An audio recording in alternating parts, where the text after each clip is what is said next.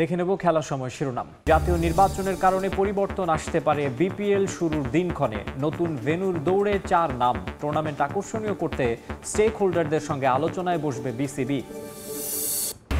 কাল শুরু অনূর্ধ্ব-20 নারী সাফ উদ্বোধনী ম্যাচে বাংলাদেশের সামনে শ্রীলঙ্কা। প্রতিপক্ষকে সমীহ করছেন অধিনায়ক আফিদা। স্বাগতিকদের রুখে দিতে চায় লঙ্কানরা।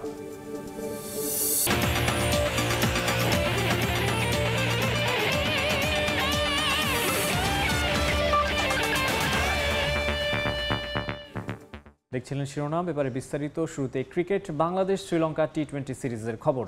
সংক্ষিপ্ত ফরম্যাটেও হারের বৃত্তেই ঘুরপাক খাচ্ছে বাংলাদেশ দল।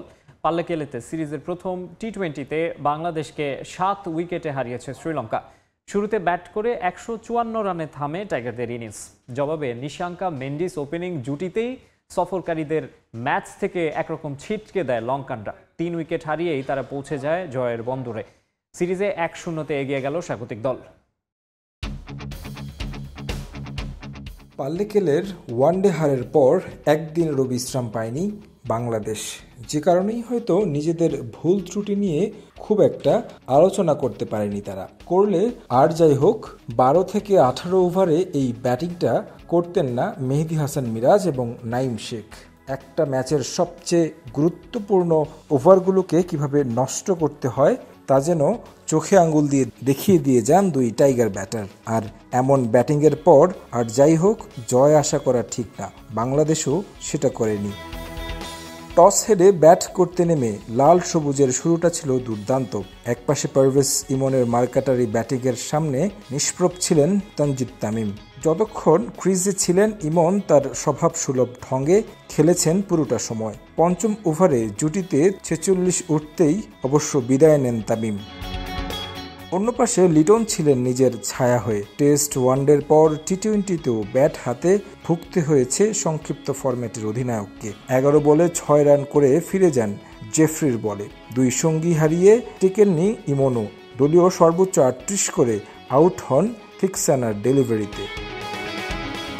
3 বছর পর আন্তর্জাতিক টি-20তে ফিরে নিজের নামের প্রতি সুবিচার করতে পারেননি নাইম শেখ। যে স্ট্রাইক রেট নিয়ে এত আলোচনা, সেখানেই ব্যর্থ এই বাঁহাতি ব্যাটার। আর তাওহিদ হৃদয় ছিলেন নিজের মতোই। ক্রিজে এক মুহূর্তের জন্য স্বচ্ছন্দ হতে পারেননি। দাসুন সানাকার বলে বিদায় নেন উইকেটের পেছনে ক্যাচ দিয়ে। মাঝে মিরাজ নেমে খেলেন দারুণ এক ওয়ানডে ইনিংস। 23 বলে 29 রান করতে হাঁকান 4 বাউন্ডারি, যেখানে ডট বল 6টা। মিরাজ নাইম জুটিতে 36 বল থেকে আসে 46 রান। পরে অবশ্য শামীম নেমে 2 ছক্কায় দলের রানটা নিয়ে যান ভদ্রস্থ এক জায়গায়। স্কোরবোর্ডে জমা হয় 154 রান। জবাব দিতে নেমে লঙ্কান ব্যাটারদের ছিল খুবই তাড়াহুড়ো। সাইফুদ্দিনের 13 মাস পর ফেরাটাকে বিভীষিকাময় করে তোলেন প্রথম নিশাঙ্কা। প্রথম 3 বল থেকেই হাঁকান বাউন্ডারি। তাসকিন যেন আরও দিল খোলা। 2 ওভারেই দেন 34। 3-4-এর সঙ্গে হজম করেন 3 ছক্কা। আর তানজিম সাকিব ছক্কা একটা কম খেলেও বাউন্ডারি হজম করেন 2টো। 4 ওভারে রান 63।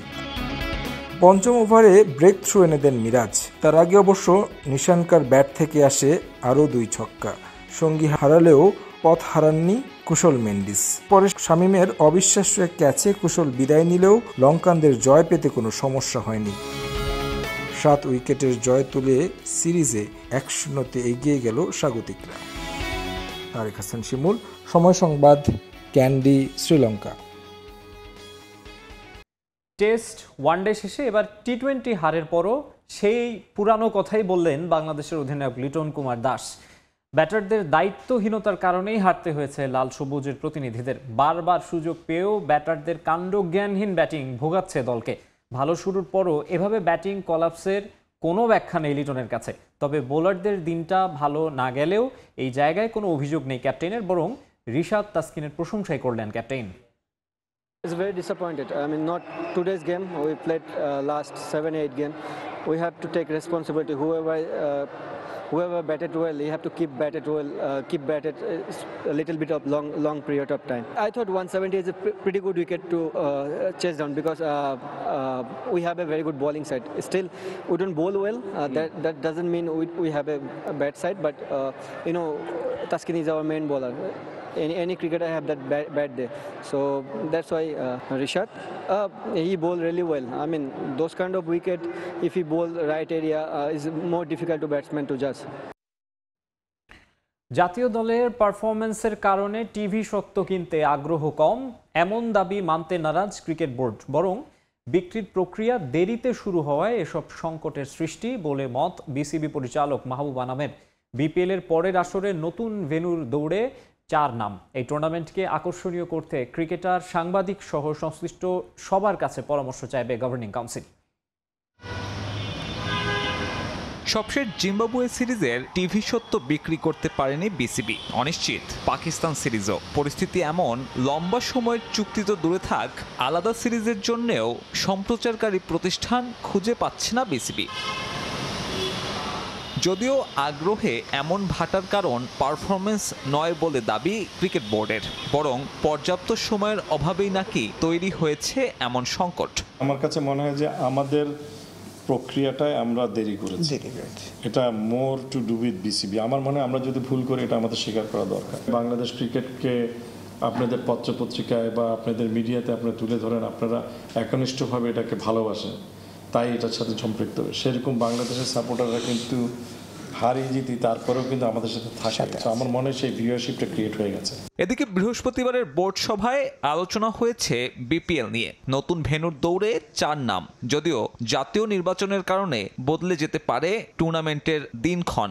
আপাতত নিজেদের কাজটা ঠিকঠাক এগিয়ে রাখার লক্ষ্য গভর্নিং কাউন্সিলের। আজকে নির্বাচন হলে কি বাংলাদেশ টিম কোনো একটা ইন্টারন্যাশনাল ইভেন্ট থাকলে বা বাইলেটার হবে না? হবে। একটা বগুড়া, একটা খুলনা, এই দুটো আমরা অলরেডি অডিট করার জন্য পাঠিয়েছে আমাদের গ্রাউন্ডস এবং ফ্যাসিলিটিস থেকে, যে এটার কি অবস্থান আছে এবং কি করলে এগুলোকে আন্তর্জাতিক খেলা করার ন্যূনতম রিকোয়ারমেন্ট মিট করতে পারে। এর বাইরে আপনি জানেন যে বরিশালে আমরা উইকেট প্রস্তুত, আমাদের আউটফিল্ডের কিছু কাজ চলছে। there is a good possibility যে এই কাজটাও শেষ হয়ে যাবে। বিপিএল এর ড্রাফট তালিকা নির্ধারিত হবে সেপ্টেম্বরের এনসিএল টি20-র পারফরমেন্স দেখে। তার আগে চলতি মাসে এই টুর্নামেন্ট সংশ্লিষ্টদের সঙ্গে আলোচনায় বসবে গভর্নিং কাউন্সিল। ক্রিকেটার থেকে পৃষ্ঠপোষক, বিপিএল এর সুদিন ফেরাতে পরামর্শ নেওয়া হবে গণমাধ্যম কর্মীদেরও। বিপিএল সম্পর্কে আমরা একটা ধারণা নিতে চাই বিভিন্ন স্টেক হোল্ডার থেকে। আমরা মিডিয়া হাউস জার্নালিস্টদের সাথে একটা কনসালটেটিভ প্রোগ্রাম করব। আমরা প্লেয়ার, কোচেস, টেকনিক্যাল স্টাফ আরেকটা গ্রুপ, পাস্ট ফ্র্যাঞ্চাইজি ওনার্স যারা আনডিসপিউটেড বা বিসিবির সাথে যাদের কোনো ডিসপিউট নেই তাদের সাথে আলোচনা করব, স্পন্সর, কমার্শিয়াল পার্টনারদের সাথে আলোচনা করব এবং একটা ফ্যান এঙ্গেজমেন্টও করার চেষ্টা করব থ্রু অ্যাপ্লিকেশন, যেখানে আমরা ফ্যানরা কি চায়, কি দেখতে চায়। আগস্টের মধ্যে মিডিয়া রাইটস বিক্রি থেকে শুরু করে ফ্র্যাঞ্চাইজি ঠিক করার লক্ষ্য নীতি নির্ধারকদের। এর আগে এজেন্সির মাধ্যমে কর্পোরেট হাউসগুলোর দ্বারস্থ হবে গভর্নিং কাউন্সিল। তখনই বাড়ানো যাবে যদি সেই ভেন্যুটার। সাব্বির মিথুন, সময় সংবাদ, ঢাকা। এবারে গ্লোবাল সুপার লিগের খবর।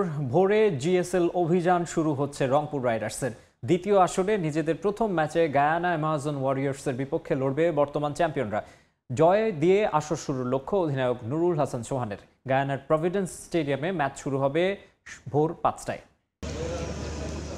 গায়ানার প্রভিডেন্সে দ্বিতীয় আসরে অংশ নিচ্ছে 5 দল। রংপুরের পাশাপাশি গ্লোবাল সুপার লিগ এবার আরও একটা কারণে দেশের ক্রিকেট প্রেমীদের কাছে আলাদা। রংপুর না পারলেও দুবাই ক্যাপিটালস দলে নিয়েছে সাকিব আল হাসানকে। প্রথম ম্যাচেই রংপুরের সামনে ক্যারিবিয়ান প্রিমিয়ার লিগের দল গায়ানা অ্যামাজন ওয়ারিয়র্স। জয়ে আসর শুরুর লক্ষ্য নুরুল হাসান সোহানের।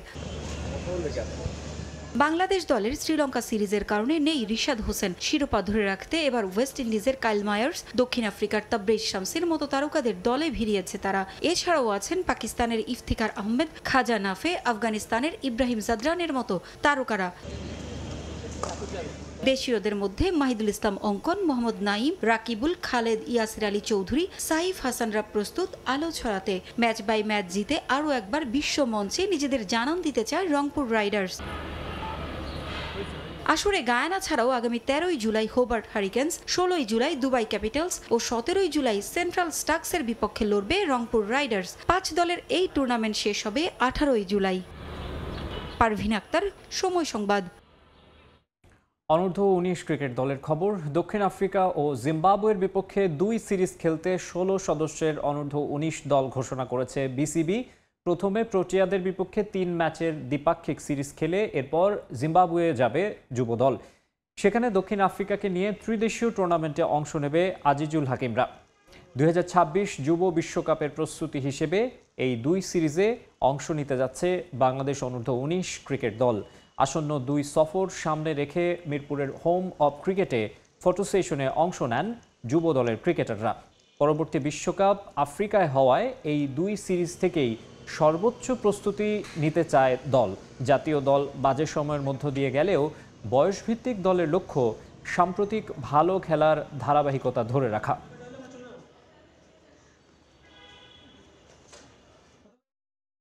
একটা এশিয়া কাপ ম্যাচে জিতছে, একটা কনফিডেন্স, তো ওইভাবে আমরা চেষ্টা করবো যে ভালো কিছু করার। আমাদের জিম্বাবুয়ে ট্যুর এবং সাউথ আফ্রিকা আমার জন্য মানে এটা অনেক উপকার হবে এবং আমরা ওইভাবে করার চেষ্টা করবো বেস্টটা দেওয়া। ন্যাশনাল টিমে আসলে যে যারা সাফার করতেছে এটা বড় ভাইরা ইনশাল্লাহ এটা কাম ব্যাক করবে ইনশাল্লাহ আমার মনে হয়, এবং আমরা যেভাবে করতেছি এটা আমরা বেটার পারফরমেন্স দিয়ে আমরা ইনশাল্লাহ ওখানে যাবো।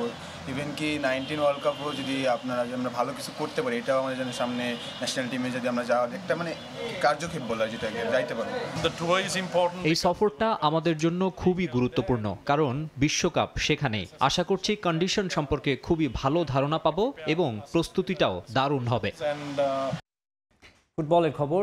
সাফ অনূর্ধ্ব-20 নারী চ্যাম্পিয়নশিপের উদ্বোধনী ম্যাচে কাল মুখোমুখি হবে বাংলাদেশ ও শ্রীলঙ্কা। শক্তিমত্তায় এগিয়ে থাকলেও লঙ্কানদের সমীহ করছেন বাংলাদেশ অধিনায়ক আফিদা খন্দকার। আর এই টুর্নামেন্টকে ফুটবলারদের উন্নতির মাধ্যম হিসেবে দেখছেন কোচ পিটার বাটলার। অন্যদিকে বাংলাদেশকে রুখে দিতে চায় শ্রীলঙ্কা। বসুন্ধরা কিংস অ্যারেনায় ম্যাচ শুরু শুক্রবার বিকেল 3টায়। প্রেস কনফারেন্স শেষে 4 অধিনায়কের ফটো সেশন। সবার লক্ষ্য একটাই, যে করেই হোক টুর্নামেন্টের শিরোপা ঘরে তোলা চাই। তবে হোম ভেন্যুতে হওয়ায় সাফ অনূর্ধ্ব-20 নারী চ্যাম্পিয়নশিপের বড় দাবিদার বাংলাদেশ।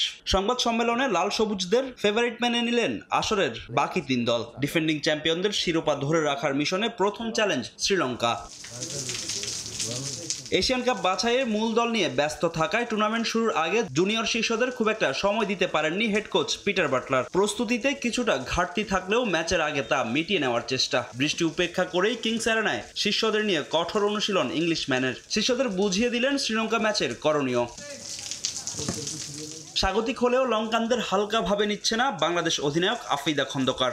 ধারাবাহিক পারফর্ম করে পয়েন্ট টেবিলের শীর্ষস্থান ধরে রাখাই মূল লক্ষ্য লাল সবুজদের। আর এই টুর্নামেন্টকে তরুণ ফুটবলারদের উন্নতির প্ল্যাটফর্ম হিসেবে দেখছেন বাটলার।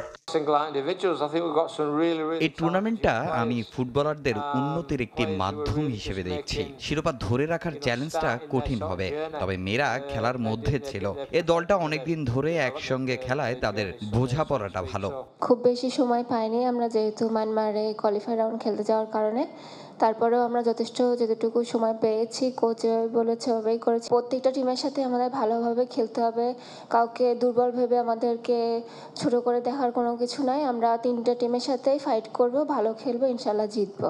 শক্তিমত্তায় পিছিয়ে থাকলেও বাংলাদেশের বিপক্ষে সেরাটা দিতে চায় শ্রীলঙ্কা। সাগরিকা স্বপ্নারানীদের আক্রমণ ঠেকাতে রক্ষণশীল ফুটবল খেলবে লঙ্কানরা। বাংলাদেশকে রুখে দিয়ে আন্তর্জাতিক টুর্নামেন্টে নিজের প্রথম ম্যাচটা স্মরণীয় করে রাখতে চান লঙ্কান অধিনায়ক। আমার মতো এই দলের অনেকেরই এটা প্রথম আন্তর্জাতিক টুর্নামেন্ট। আমরা খুব একটা প্রস্তুতি নিতে পারিনি, তবে আমরা টুর্নামেন্টে সেরাটা দিতে চাই। প্রথম ম্যাচে জয় তুলে নিতে চাই। আমরা প্রস্তুতির জন্য খুব একটা সময় পাইনি। আমার এই দলটা তরুণ, তাদের অভিজ্ঞতার প্রয়োজন, আর এই টুর্নামেন্ট থেকেই সেই অভিজ্ঞতা অর্জন করতে চাই। বাংলাদেশ শক্ত প্রতিপক্ষ, তারা আমাদের চেয়ে সব দিক থেকে এগিয়ে। এ ম্যাচ নিয়ে বিশেষ পরিকল্পনা আছে আমার। রক্ষণশীল ফুটবলটাই আমরা খেলতে চাই। রাউন্ড রবিন লিগে ফরম্যাটে অনুষ্ঠিত হবে এবারে সাফ অনূর্ধ্ব-20 নারী চ্যাম্পিয়নশিপ। আসর শেষে পয়েন্ট টেবিলের শীর্ষে থাকা দলের হাতেই উঠবে শিরোপা। ফাহিম ইসলাম, সময় সংবাদ, ঢাকা। খেলার সময় আরও থাকছে। মেজর লিগ সকারে টানা 4 ম্যাচে জোড়া গোলের অনন্য রেকর্ড লিওনেল মেসির। নিউ ইংল্যান্ডের বিপক্ষে 2-1 গোলের জয় ইন্টার মায়ামির। স্বস্তিতে coach Mascherano. World class technology দ্বারা তৈরি এক্সপার্ট ওয়াটার পাম্প, পানির সমস্যায় এক্সপার্ট সমাধান। বাংলাদেশ অলিম্পিক অ্যাসোসিয়েশনের তত্ত্বাবধানে ১১৭ একর জমির ওপরে ময়মনসিংহের ত্রিশালে তৈরি হতে যাচ্ছে স্পোর্টস কমপ্লেক্স। দেশের অন্যতম বড় এই কমপ্লেক্স নির্মাণের বরাদ্দ ধরা হয়েছে ১০,০০০ কোটি টাকা। অনুশীলনের সুবিধা পাবে ৩১টি ডিসিপ্লিন। আপাতত ২১টি ডিসিপ্লিনের জন্য ইনডোর কমপ্লেক্সের প্রাথমিক বরাদ্দ ৪০০ কোটি টাকা ধরা হয়েছে বলে জানিয়েছেন বিওএ মহাপরিচালক ব্রিগেডিয়ার অবসরপ্রাপ্ত জেনারেল ABM শেফাউল কবির। বাংলাদেশের ক্রীড়াঙ্গনে যুক্ত হচ্ছে আরও একটি মাইলফলক। ময়মনসিংহের ত্রিশালে নির্মাণ করা হবে দেশের অন্যতম বড় স্পোর্টস কমপ্লেক্স। বাংলাদেশ অলিম্পিক অ্যাসোসিয়েশনের তত্ত্বাবধানে ১১৭ একর জমির ওপরে গড়ে উঠবে এই অত্যাধুনিক কমপ্লেক্স। প্রকল্পের সঙ্গে জড়িত কর্তাদের নিয়ে বিওএতে অনুষ্ঠিত হয়েছে বৈঠক।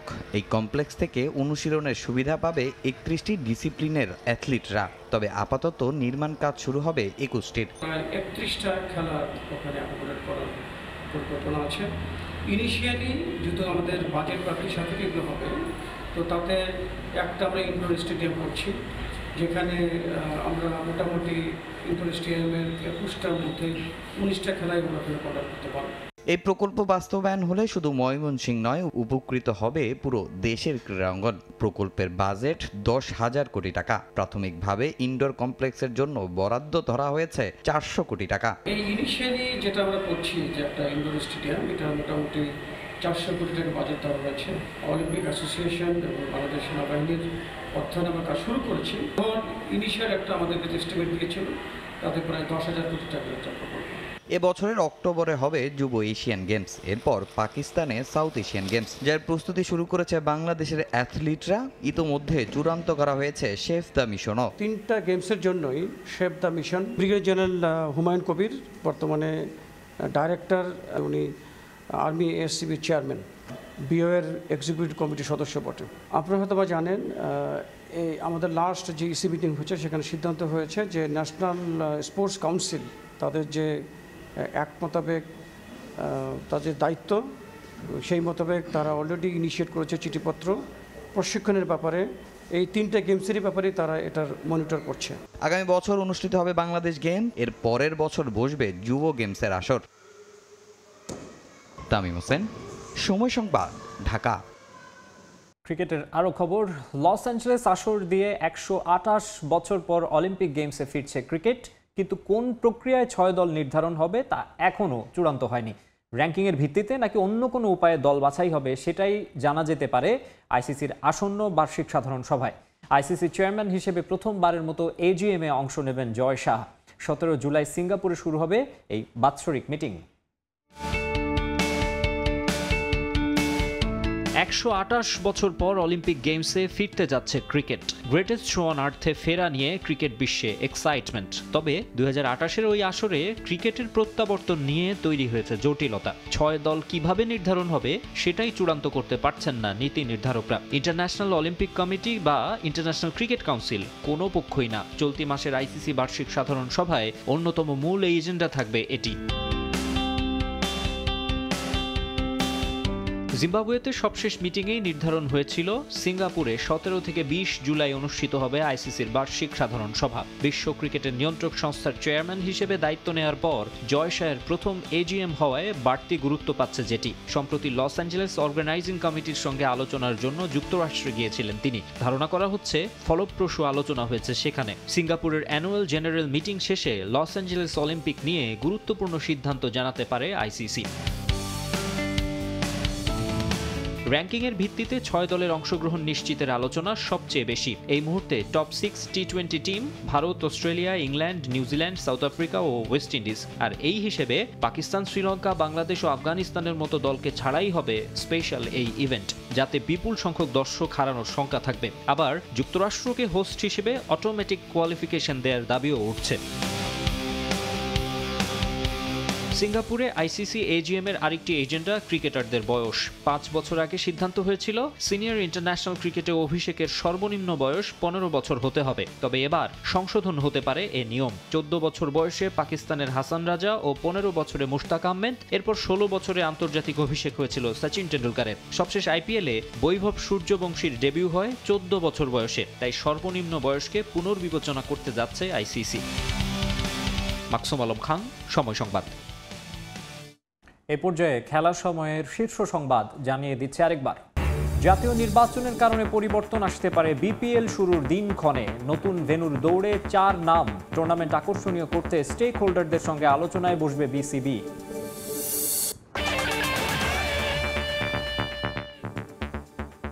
এই ছিল খেলার সময়ের এখনকার আয়োজনে। সঙ্গেই থাকুন সময়।